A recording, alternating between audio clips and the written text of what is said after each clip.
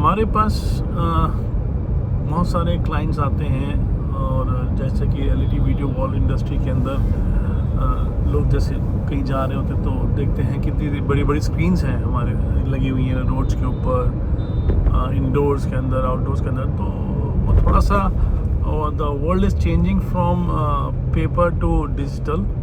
तो आते हैं हमारे पास और कहते हैं कि जी हमें स्क्रीन चाहिए। सबसे पहले तो हमारे को कन्फ्यूजन होती है कि इनको स्क्रीन की चाहिए, कौन सी चाहिए, क्योंकि बहुत सारे लोग एलईडी और एलसीडी में डिफ्रेंशिएट नहीं कर पाते हैं। तो नॉर्मली क्या होता है कि the people are very attracted towards the screen, but what happens कि उनको ना उसका पता नहीं होता कि यार ये है कितने की। उनके पास बजट भी होता है and I am not talking about the small budgeted people, I'm talking about the corporates or the big retailers or the big events people आते हैं और कहते हैं कि जी हमारे को एक स्क्रीन चाहिए। तो हम कहते हैं कि कौन सी स्क्रीन चाहिए। वो कहते हैं कि जी हमने ऐसे ऐसे देखी थी ना, उनको उनके बारे में, पिक्सल के बारे में पता होता है ना, उनको रेजोल्यूशन के बारे में पता होता है। तो हमारे इंडिया के अंदर सिर्फ दो चीज़ें हैं। सिर्फ इंडिया इतनी प्राइस सेंसिटिव मार्केट है, कुछ कहने की बात नहीं। उसमें क्या करते हैं ये लोग कि सर हेलो हमें स्क्रीन चाहिए। हमारा सेल्स का बंदा पूछता है कि जी कितनी बड़ी स्क्रीन चाहिए। सर ऐसी, जैसे मैं पॉज ले रहा हूँ वो भी ऐसे ही पॉज लेते हैं और कहते हैं कि सर हमारे को ना समझो कि 8x4 की, चलो नहीं 8x4 नहीं, आप 10x12 की बताओ। तो सबसे पहले हमारे को आइडिया यहाँ से ये लग जाता है कि उनको स्क्रीन की साइजेस के बारे में नहीं पता होता। तो वो लोग, हमें लग जाता है कि यार ये बंदा नया है। तो क्या होता है कि हम उसको पूछते हैं कि सर कहाँ लगानी है आपने स्क्रीन। वो कहते हैं कि हम यहाँ देखो एक बिल्डिंग के बाहर लगानी है। तो हम पूछते हैं कि सर आपका कोई बजट, आप प्राइस तो बताइए पहले मेरे को क्या है। तो कहने का मतलब ये है स्क्रीन चाहिए, नहीं पता कौन सी स्क्रीन चाहिए, और सीधा प्राइस पे, कोई R&D नहीं। तो this is something a person, a client who don't know anything about that। उन्होंने कोई रिसर्च नहीं करके आते हैं, ना पूछते हैं किसी से। इट्स ओके, मतलब कस्टमर है वो किसी भी तरीके का हो सकता है। तो मेरा आपसे ये कहना है सबसे कि जब आप किसी के पास भी जाएं तो आप थोड़ी सी गूगल, इतना बड़ा प्लेटफॉर्म है, या कोई कुछ मतलब कि और भी ऐसी जगह है जो बड़े बड़े प्लेटफॉर्म्स बने हुए हैं, तो आप लोग उसके ऊपर जाइए और देखिए कि स्क्रीन के बारे में क्या बोला गया है उसके अंदर। तो थोड़ा सा रिसर्च कीजिए। अब क्या होता है कि वो कहते हैं हमारे को स्क्रीन चाहिए, तो हम कहते हैं कि जी कौन सी स्क्रीन चाहिए। तो उनको नहीं पता कि सर हमें बस 10x12 की स्क्रीन चाहिए। तो हम पूछते बजट नहीं, आप हमारे को प्राइस बताइए। तो इस केस में मैं आपको एक बात बता दूं कि जब आप स्क्रीन का नाम लेते हैं तो एक थंब रूल आप हमेशा अपने पास रखिए, हमेशा। वो थंब रूल ये है कि स्क्रीन के अंदर पिक्सल से डिफाइंड होते हैं मॉडल नंबर्स। ठीक है, पिक्सल क्या है मैं बताता हूँ आपको। पिक्सल होते हैं कि जैसे फॉर एग्जांपल अगर आपने का जो मिनिमम डिस्टेंस देखने का है, मिनिमम व्यूइंग डिस्टेंस, वो अगर 10 मीटर है तो आपका जो मॉडल नंबर आएगा वो आएगा P10।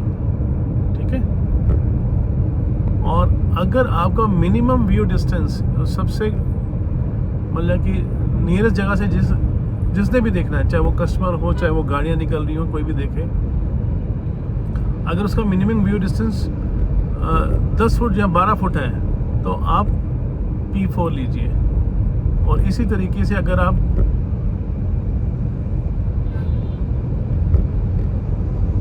15 से 20 फुट के बीच में है तो आप P6 लीजिए। तो आपने इस तरीके से करना है। तो 5 मीटर को 3.28 से मल्टीप्लाई करना है तो आपका फीट आ जाएगा।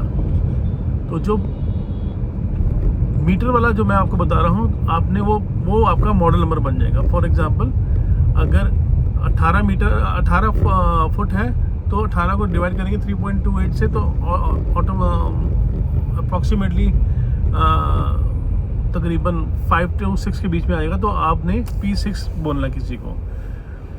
अच्छा, दूसरी बात कि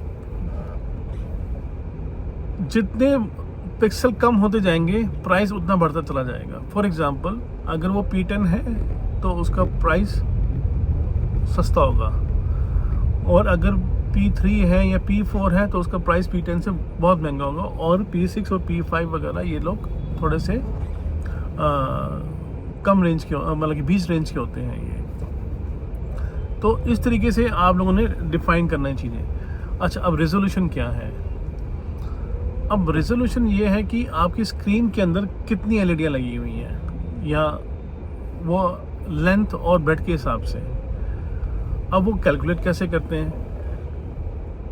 वो कैलकुलेट करते इस तरीके से करते हैं कि हर एक मॉड्यूल का एक साइज़ होता है, ठीक है, और उसके अंदर उस साइज़ के अंदर उतनी एलईडी से वो डिवाइड होती हैं, मतलब कि इक्वल नंबर ऑफ एलईडियाँ उसके अंदर लगी होती हैं। कैसे लगी होती हैं वो भी बताता हूँ। अब जैसे P10 है, जो P10 होता है वो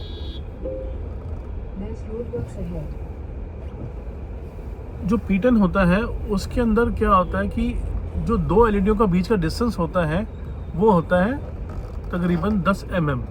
एक जगह मैंने आपको 10 मीटर बोला, अब मैंने आपको 10 mm बोल दिया। ऐसी P6 की मॉड्यूल के अंदर जो मॉड्यूल से बनती हैं, तो उसके अंदर जो दो एलईडी को बीच का जो डिस्टेंस होता है वो 6 mm का होता है। तो साइजेस मैक्सिमम से मैक्सिमम जितने भी मॉडल्स होते हैं उनके जो साइज़ होते हैं वो 320 mm बाई 160 mm है, एक्सेप्ट P6 के अलावा, जिसका साइज़ 192 बाई 192 mm होता है। तो अब जो साइज़ है लेंथ का और जो साइज़ है ब्रेड्थ का, हाइट का, उसको उसके पिक्सल से डिवाइड कर दीजिएगा, ठीक है। फॉर एग्जांपल P6 है, उसका जो साइज़ है मैंने बोला कि 192 बाई 192 mm है। अब उसका P6 को उससे 6 से डिवाइड करेंगे तो 6 कितने आ गए वो 192 बाई 6 का करेंगे 32 एलईडियाँ उसकी विड्थ में लगी होंगी और 32 एलईडियाँ ही उसकी हाइट में लगी होंगी। दूसरा एग्जांपल, अगर P4 है और उसका साइज़ 320 mm 160 mm साइज़ है उसके मॉड्यूल का, तो 320 को डिवाइड कीजिए 4 से 80 और हाइट होगी उसकी 160 डिवाइडेड बाय 4 अगेन 40 से।